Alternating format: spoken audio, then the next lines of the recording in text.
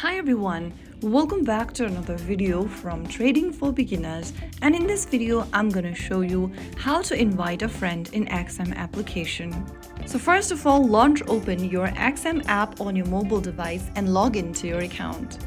Once you're logged in, go ahead and tap on the human icon at the top right corner of the home screen, and then this will open up My Profile section. From here, tap on Referral Program option, and then you'll come across this Refer a Friend option, from where you'll need to go to the bottom and click on Invite Friends. You'll be able to generate an invitation link or a code.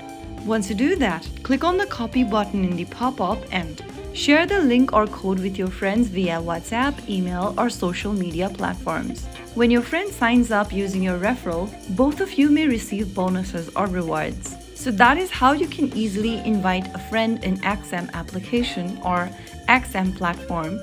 If you found the video helpful, don't forget to like, share, and subscribe to our channel. I will be back again in the next video. Thank you for watching.